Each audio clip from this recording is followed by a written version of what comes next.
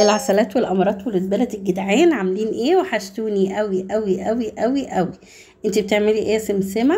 تعالى انا اقول لكم انا بعمل ايه. بس قبل ما اقول لكم ان انا بعمل ايه، تعالوا نصلي على النبي، وكل من ليه نبي صلي عليه. اللهم صل وسلم وبارك عليك يا حبيبي يا رسول الله. بما اني انا مش فاضيه وشايله زي ما انتوا شايفين، انا ما عنديش سيراميك، انا عندي بلاط وقاعده على البلاط وشايله السجاد عشان الشتاء. كل سنه وانتم طيبين. فبقيني الدنيا مدعوكه كده، فانا ايه، بما ان ياسمين بتحب الدعك، وانتوا عارفين ياسمين طالما عندها حاجه بتعقها لازم تعق زياده. طب انتي قصدك ايه يا سمسمه؟ يعني انا شايله الشقه على البلاط زي ما انتوا شايفينها كده، فقلنا ناكل ايه. راحت اقترحت عليا جنى ان هي تعمل لنا بيتزا. يا حبيبتي احنا مع كوكين، احنا ما بنرتاحش خالص. قالت يا ماما انا هعملها لك، اقعدي بس قطعي لي الطماطم والفلفل والطماطم وانا هعمل كل حاجه. متاكده يا جنى؟ قالت لي اه والله يا ماما انا هعمل لكم حبه بيتزا، يعني ما يكونش ماما شيف وما تعلمش منها. قلت لها احرجتيني يا جنى. طب اعملي. المهم لقيتها كده، جبنا لها الدقيق، وزي ما انتم شايفين دي ايديها على فكره، وهي اللي بتدعك. دي ايدي انا اهو. بقطع لها الفلفل، وكنت جايبه الليمون دوت، قلت هبتدي اشرب ليمون بجنزبيل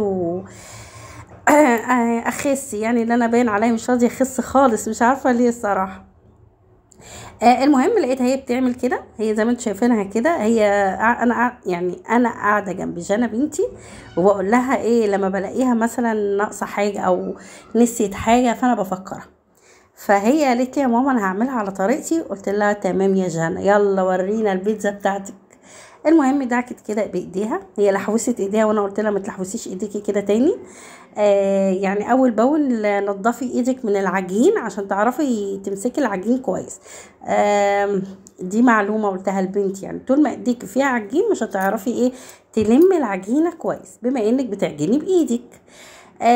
انا الناحيه التانية عماله اخرط في الفلفل والجزر والحاجه بتاعت البيتزا. يعني العجينه لمت وادي ايديها نضفتها، ايديها طبعا كان فيها عجين نزلتها، وانا قلت لها اقعدي ادعكي فيها علشان العجينه ايه تبقى طريه وحلوه. قلت لكم خلاص.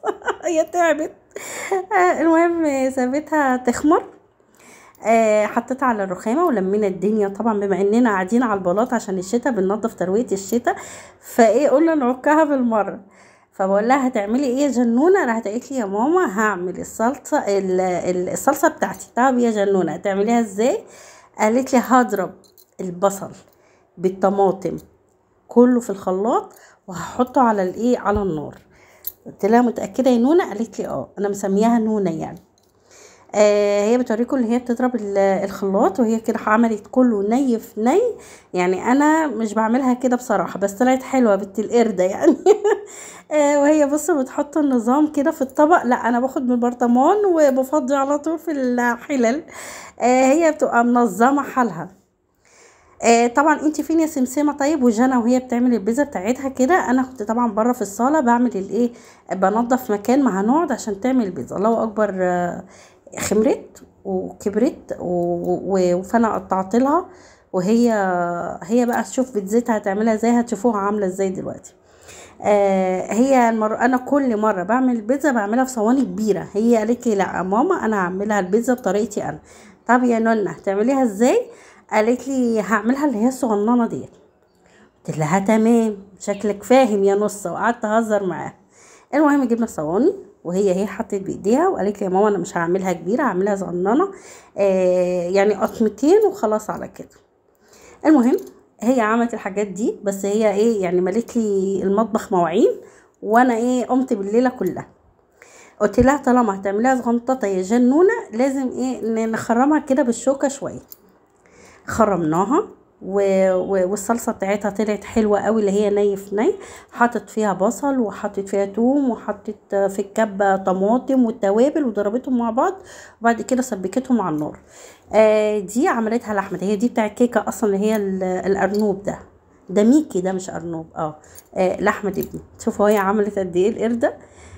دول 2 كيلو ونص. حطت عليهم خميرة وحطت عليهم كوباية سمنة، مرضتش اخليها بزيت الصراحة، عملناها بسمنة وملح وسكر وكيس خميرة على ده كله. الصراحة الصواني الكبيرة ديت اكيد انا اللي عاملاها يعني. الصلصة بتاعتها خلصتها. بصوا يا بنات، كده هي عملت صغنطة زي ما انتم شايفينه كده. دي احنا قلنا لحمة، هي سابتها شوية تخمر. الصواني دي الكبيرة طبعا لباباهم عشان هو ما بيحبش الحاجة الصغنططة دي. فبصوا الله اكبر اكننا في فرن يعني.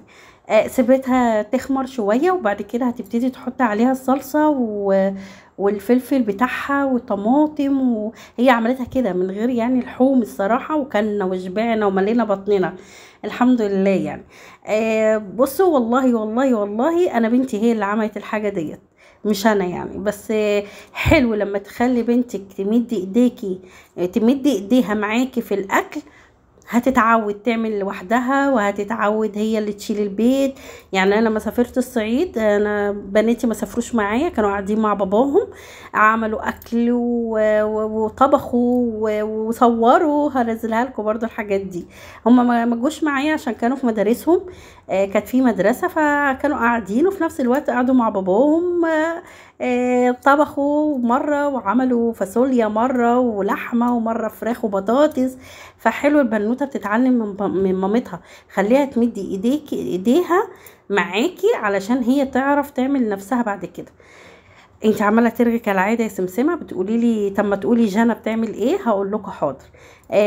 جنى انا سيبتها هي اللي تعمل لوحدها، هي واخواتها يعني.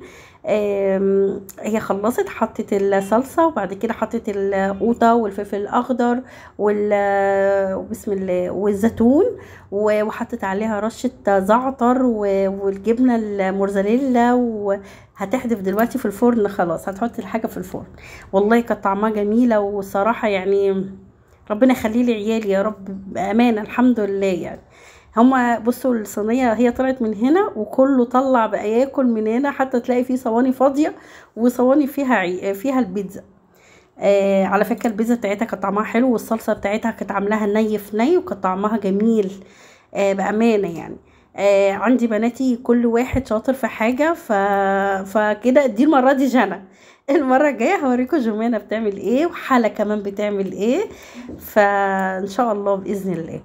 هي بس الحاجه الوحيده اللي انا قلت لها عليها، قلت لها يا جنى ما كنتيش زنقتي في الصواني، كنت وسعتي علشان هي ايه بتخمر.